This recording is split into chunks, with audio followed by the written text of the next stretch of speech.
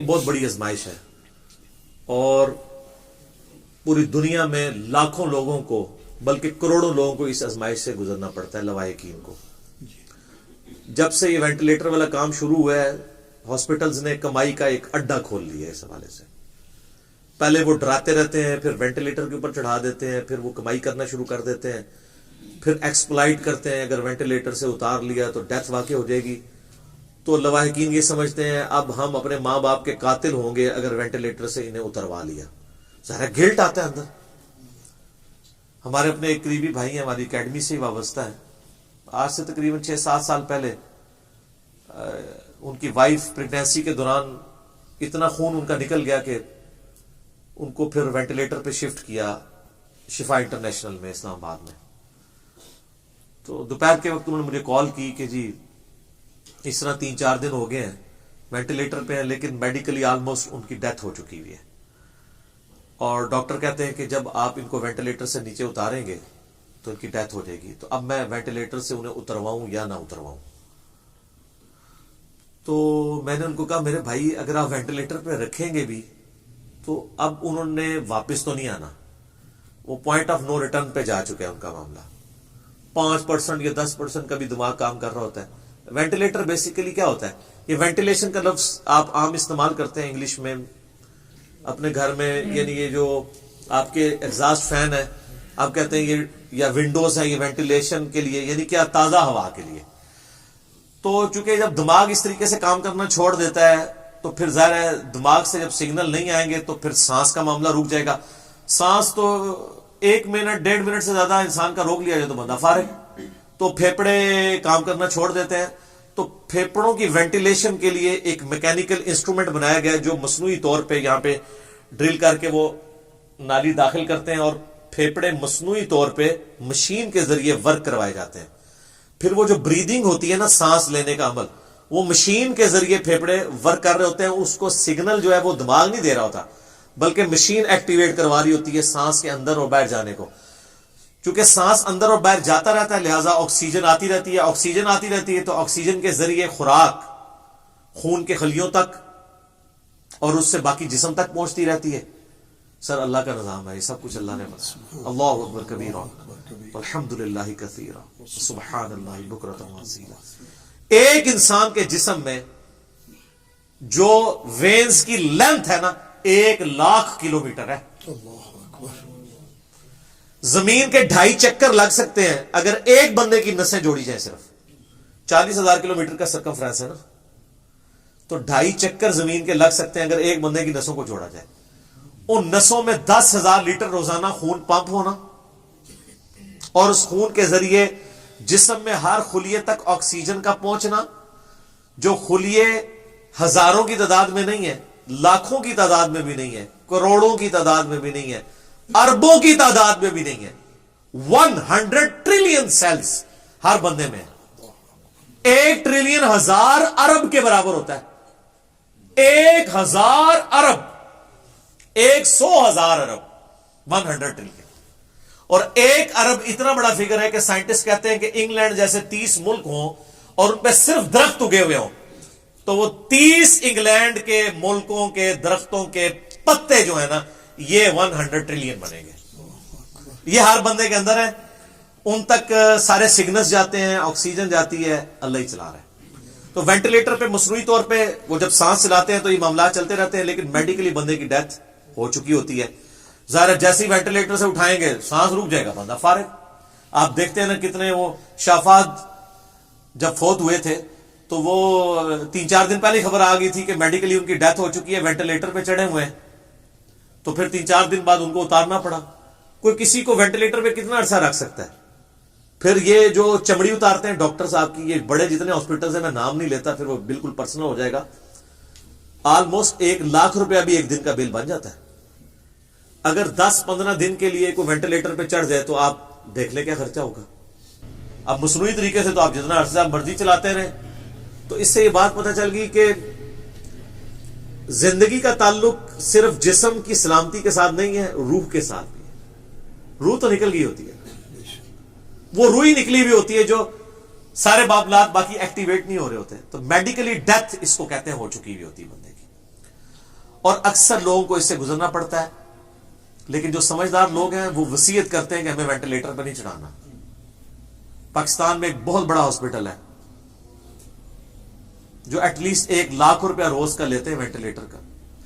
ان کی وینٹیلیٹر اس پورے کے پورے وارڈ کا جو انچارج ہے نا ڈاکٹر, وہ جب ریٹائرمنٹ ہوئی نا تو اس نے جب خطاب کیا نا, نام میں اس لیے نہیں لے رہا پھر بالکل پھر پرسنل بات ہو جائے گی, تو اس نے اپنے خطاب کے دوران کہا کہ میں اپنے لواحقین کو اور اپنے سارے ڈاکٹرز کو وصیت کرتا ہوں کہ خدا کے لیے مجھے وینٹیلیٹر پہ نہیں چڑھانا تم لوگوں نے. یعنی اذیت دیتے ہو مردے کو, اور خام خواہ پچھلوں کے لیے مردہ جاتے جاتے اگر 2 ملین 3 ملین کا بل بنا کے چلا جائے پیچھے, یہاں تو لوگوں کے لیے قبروں کے پیسے دینا مشکل ہوئے میں, اور وینٹیلیٹر کے پیسے. اور ڈاکٹر جو ہے وہ جان بوجھ کے نا, ان کو نظر آ گیا ہوتا ہے کہ یار اب اس نے ریکور نہیں کرنا. پہلے چونکہ وینٹیلیٹر اس طرح یوز نہیں ہوتے تھے تو لوگ نیچرل ڈیتھ میں چلے جاتے تھے. اب وہ دیکھتے ہیں نا یہ اب ڈیتھ کی طرف جا رہا ہے, فوراً پکڑے وینٹیلیٹر میں چڑھاتے ہیں تاکہ ان کا بل بننا شروع ہو جائے. یار انہوں نے اللہ کو جان نہیں دینی, ان کو خود شرم نہیں آتی کہ ہمارے ساتھ کیا ہوگا. اس طرح کے وینٹیلیٹرز کی کمائی حرام ہے. ایسی جگہ پہ ڈاکٹرز کا جاب کرنا حرام ہے. اگر وہ یہ دیکھ رہے ہیں اور اس کو وہ اپوز نہیں کر رہے, وہ اپنی نوکری چھوڑ دیں. وہاں پہ جتنا سٹاف ہے ان کی نوکری حرام ہے, کیونکہ حرام طریقے سے آپ مال ہتھیار ہیں نا. قرآن میں سورہ نساء کی آیت نمبر 29 میں واضح آیا کہ ایک دوسرے کا مال ناحق طریقے سے ہڑپ مت کرو. یہ ناحق طریقے سے ہڑپ کر رہا ہوتا ہے. یہ بہت کریٹیکل ایشو ہے. اکثر لوگوں کو اس سے گزرنا پڑتا ہے. وہ قسمت والے لوگ ہوتے ہیں کہ وہ آسانی سے ان کی روح نکل جائے اور ڈاکٹروں کو پتہ ہی نہ چلے. اللہ نہ کرے کہ اب میں سے کسی کے ساتھ ہو کے ڈاکٹروں کو پتہ چل جائے, اس وقت وہ پکڑ کے چڑھا دیں گے. آمین, عزت کے ساتھ. سر دیکھیں نا, مولانا اسحاق صاحب کی ڈیتھ اسی طرح ہی ہوئی ہے نا. بالکل صحت مند تھے, 78 ایئرز ایج تھی مولانا اسحاق صاحب کی رحمہ اللہ تعالی, فیصل آباد والے. 28 اگست 2013 کو ڈیتھ ہوئی ہے. اسی سال حج پہ گئے ہوئے تھے. وہ حج پہ ایک ہی دعا کرتے رہے کہ یا اللہ مجھے عزت کے ساتھ چلتے پھرتے اٹھا لینا. کوئی بیماری نہیں تھی اس عمر میں بھی, جوان بندوں سے زیادہ ایکٹیو تھے. ٹھیک ہے جی. اور ڈیتھ کیسے ہوئی ہے جناب, صبح آلموسٹ 3 بجے اٹھ جاتے تھے. ان کی وائف نے بتایا, وائف الحمدللہ ابھی بھی ان کی حیات ہے.